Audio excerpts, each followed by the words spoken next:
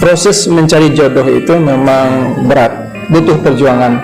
Karena kita menikah itu bukan menjalaninya itu bukan hanya 1 bulan, 5 bulan, setahun, 2 tahun, bukan coba-coba ya, bukan sebentar. Tapi kita niat berumah tangga itu untuk selamanya.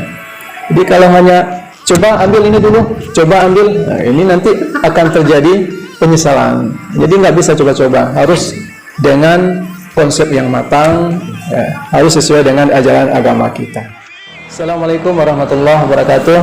Saya sahabat hidup berbagi. Di video kali ini saya bersama dengan Ustadz Rio, Ustadz Roma, Imam Masjid Terapung Samudra Ilahi, yang masjid yang baru dibangun oleh pemerintah. Kemudian saya bersama dengan UM, ya, Dusun Kurnia Ilahi MM. Beliau pengurus Masjid Terapung. Baik pemirsa, sahabat hidup berbagi, di video kali ini saya ingin menjawab pertanyaan salah satu subscriber kita, namanya tidak kita sebutkan. Pertanyaan ini sangat berat dan saya rasa bukan beliau saja yang mengalami masalah seperti ini. Ini masalah jodoh, Ustaz Rama, masalah jodoh. Dia dihadapkan antara 2 pilihan. Ada 2 orang perempuan, ya, sama-sama baik, sama-sama solehah, sama-sama cantik. Bedanya hanya satu bekerja, yang satu lagi tidak bekerja. Tapi dia udah untung itu, Ustaz. Udah untung dia, Ustaz. Udah ada pilihan. Ini ada yang belum ada pilihan. Itu beruntung ya? Untung. Ya, dia beruntung, cuma bingung gitu. Bingung, ya? Nah, jadi untuk menghilangkan rasa bingung ini bagaimana caranya? Jangan sampai salah pilih. Ini masih ada untungnya juga, ya. Karena nggak ada pilihan, jadi nggak bingung.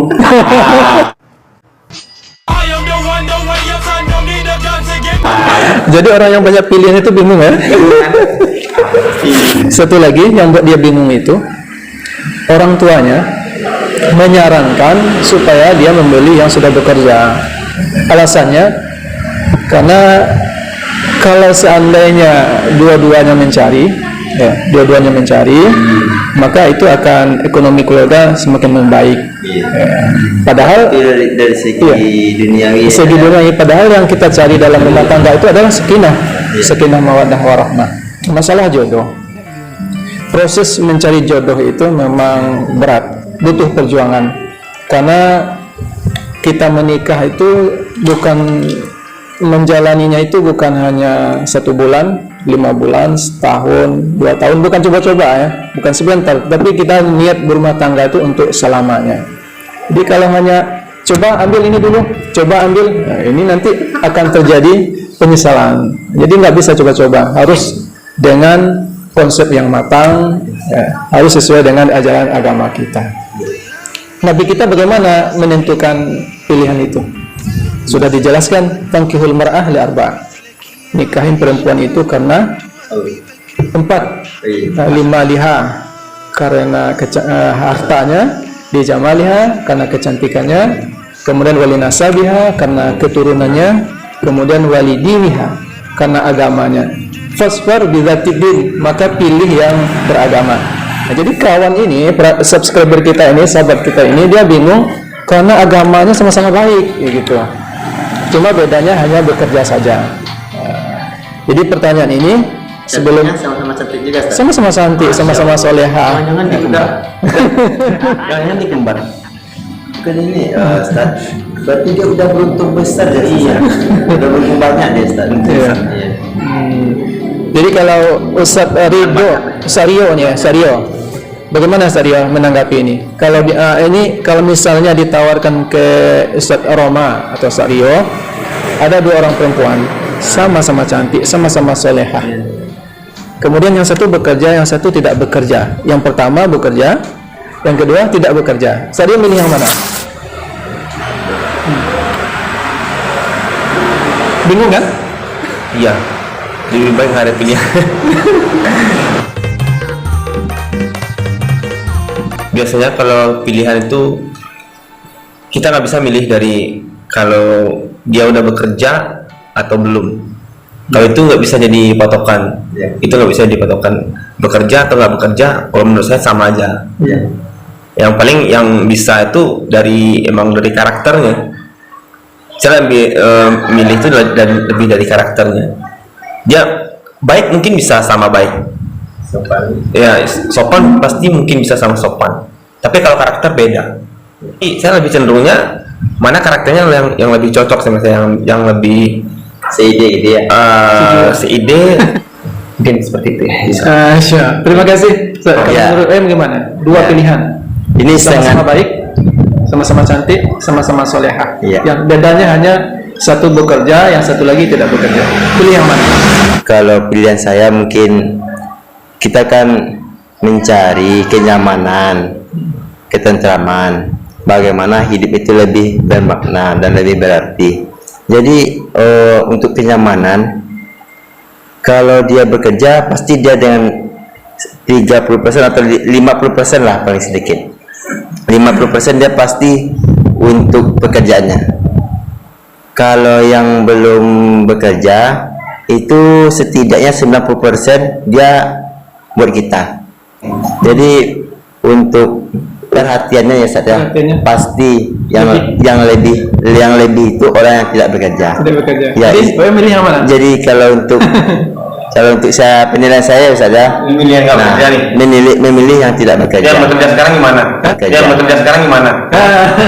Istrinya gimana? Kalau ditawarkan pilih yang tidak bekerja. Iya. Oke, terima kasih. Ya. Oke, Ustaz. Oke pemirsa, tadi kita sudah tanya sama Ustadz Rio dan Ustadz Muda UM, dan saya yakin teman-teman yang lain, pemirsa lain juga bingung menghadapi masalah seperti ini. Kalau ditanyakan kepada saya, ya, sekarang giliran saya menjawab. Ya. Ya, mana yang diutamakan, yang sudah bekerja atau yang belum bekerja? Ya. Kalau bagi saya, kedua-duanya ada plus minusnya, ada sisi lebih dan kurangnya. Bagi yang tidak bekerja, istri yang tidak bekerja, beliau lebih fokus membina rumah tangga, memperhatikan suami, melayani suami, mendidik anak-anak. Dan kita perhatikan, lihat istri para ustadz kondang, ustadz terkenal itu, anak-anak mereka hafal Al-Quran. Siapa yang mendidiknya? Tentu istrinya di rumah. Ya. Karena suaminya sibuk ceramah ke sini, kemudian ngajar ke sini. Yang fokus di rumah itu adalah istrinya. Andai kan istri juga bekerja ke sana, pulang juga sore, nanti anak dititip, tentu perkembangan anak, kasih sayang. Sebenarnya Rabbatul Bait itu ya, pembina yang menterbiah anak-anak itu adalah ibu sebenarnya. Yang mengajarkan anak baik, salah, benar itu adalah ibu di rumah. Ada plus minusnya. Bagi yang bekerja, ada juga plusnya, nilai lebihnya. Ya, apa itu? Nilai lebihnya, dia bisa membantu perekonomian keluarga. Tidak semua suami yang bisa memenuhi kebutuhan rumah tangga. Ya. Kemudian dengan adanya istri bekerja, maka terbantulah perekonomian keluarga, terbantu suami. Jadi dengan seperti ini, jadi saya jawab ya, kalau memilih istri yang sudah bekerja, yang diperhatikan adalah tempat bekerjanya harus aman, ya, terhindar dari syubhat. Ya. Kalau istrinya bekerja di kafe, bekerja di diskotik, bekerja di tempat nyanyi-nyanyi, tentu ini lebih baik memilih istri yang tidak bekerja. Ya. Tetapi kalau seandainya istrinya seorang guru, kemudian Tempatnya nyaman berdagang, punya ruko, atau jual online misalnya kan, ini baik ya. Asal tidak menghabiskan waktu di luar. Nah, di luar habis waktunya melayani pembeli atau mengajar anak-anak orang lain, itu habis waktunya berjam-jam. Ketika sampai di rumah, hanya waktu sama suami hanya setengah jam, kemudian tidur. Ini pertanyaan pertama ya, permasalahan pertama. Mana yang diutamakan? Bagi saya, kedua-duanya punya nilai lebih dan kurangnya. Ya, kalau memilih istri yang bekerja, siap-siap mereka pasti sibuk di luar.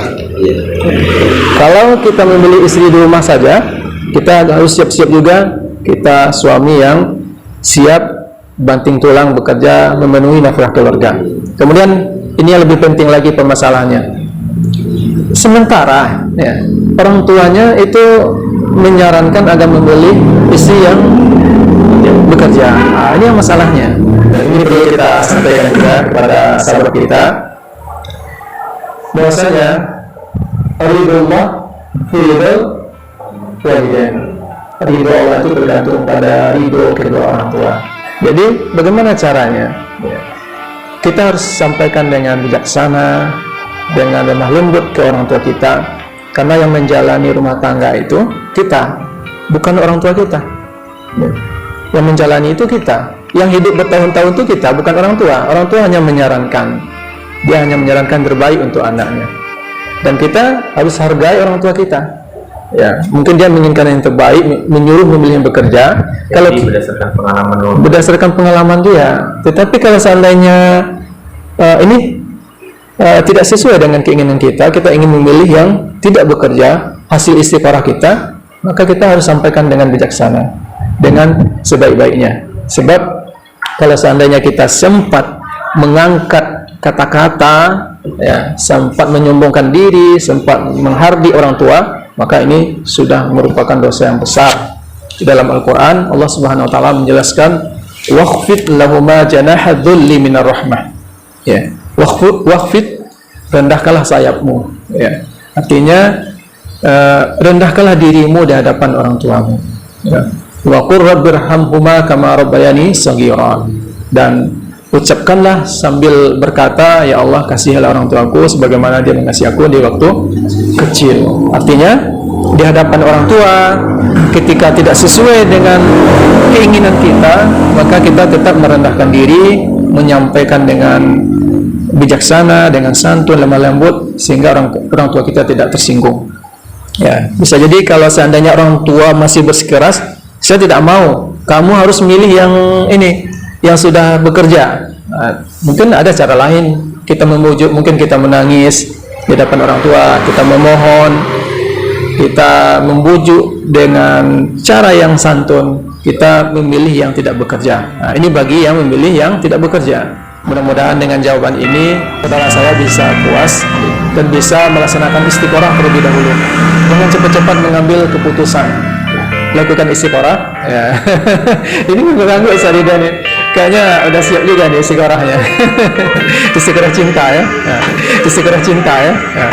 Baik, sebelum kita akhiri video ini, kita minta saudara kita Ustaz Rio melantunkan satu surah, ya, satu surah dengan irama yang sangat merdu, ya. Insya Allah bisa menenangkan hati kita sebelum tidur, karena sekarang sudah larut malam ya. Iya, Ya. Baik, saya mulai dulu, nanti imam kita melanjutkan. Ustaz Rio melanjutkan ya, siap-siap. Kita nggak panjang-panjang, sebagai penutup ini video kita. Mudah-mudahan video kita berkah. Saya memakainya irama Syekh Al-Ajami. Ya, nanti Ustaz Ridho silahkan sambung dengan menyesuaikan boleh juga ya. A'udzu billahi minasy syaithanir rajim. Bismillahirrahmanirrahim. Tabarakalladzi biyadihil mulk wa huwa ala kulli syai'in qadir. أعوذ بالله من الشيطان الرجيم الذي خلق الموت والحياة ليبلوكم أيكم أحسن عملا وهو العزيز الغفور الذي خلق 7 سماوات طباقا ما ترى في خلق الرحمن من تفاوت فارجع البصر هل ترى من فطور ثم ارجع البصر كرتين ينقلب إليك البصر خاسئا وهو حسير. Hasbuk, cukup serius. Insyaallah kita bikin penasaran para subscriber kita. Insyaallah kita lanjutkan irama merdu Ustadz Rona ya pada video berikutnya insyaallah. Demikian saja. Jangan lupa like, subscribe dan share. Assalamualaikum warahmatullahi wabarakatuh.